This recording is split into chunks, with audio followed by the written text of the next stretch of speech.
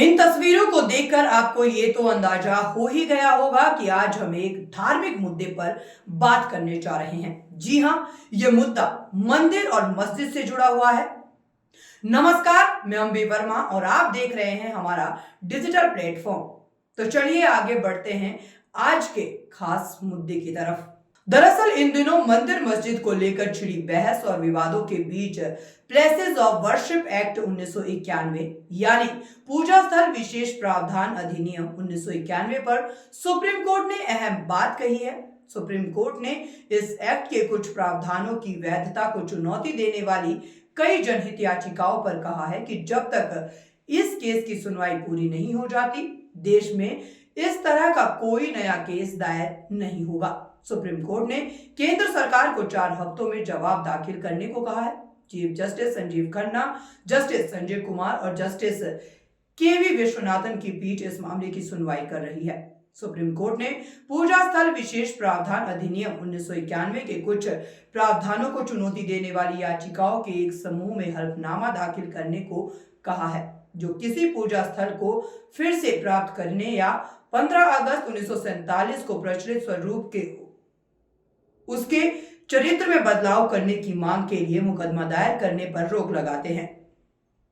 इस दौरान supreme court ने जो अहम बातें कही है, उसके मुताबिक ज्यादातर मामले कानूनी हैं और हम चाहते हैं कि केंद्र सरकार का पक्ष भी रिकॉर्ड में लाया जाए। केंद्र ऐसे अकाउंट से कॉपी अपलोड करे जिससे उसे डाउनलोड किया जा सके। केंद्र हमें 4 हफ्ते में हलफनामा दे। सुप्रीम कोर्ट ने कहा है कि अगले आदेश तक कोई केस रजिस्टर नहीं किया जाएगा। जब तक हम इस केस को सुन रहे हैं, तब तक देश भर में इस तरह के नए केस नहीं सुने जाएंगे। साथ ही सुप्रीम कोर्ट ने भोजशाला, ज्ञानवापी, संभल जैसे मामलों में सुनवाई तो चलती रहेगी, लेकिन उस पर कोर्ट अभी कोई फैसला ना दे, यानी 4 हफ्ते तक आदेश देने पर रोक लगाई गई है। सुप्रीम कोर्ट का यह कहना है कि सिविल कोर्ट सुप्रीम कोर्ट के साथ किसी दौड़ में नहीं हो सकते, कहीं तो रुकना होगा। जैसा कि जब जब मंदिर मस्जिद का विवाद सामने आता है, पूजा स्थल अधिनियम 1991 सुर्खियों में आ जाता है। ऐसे में जानना यह भी जरूरी है कि आखिर ये एक्ट कहता क्या है।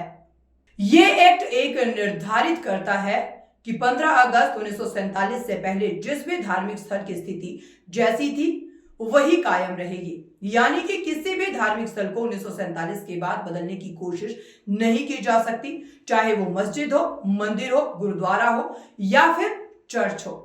इसमें इस उद्देश्य से जुड़ा या आकस्मिक मुद्दों को संबोधित करने के लिए प्रावधान शामिल है। हालांकि अधिनियम अयोध्या में राम जन्मभूमि बाबरी मस्जिद विवाद को इससे छूट देता है।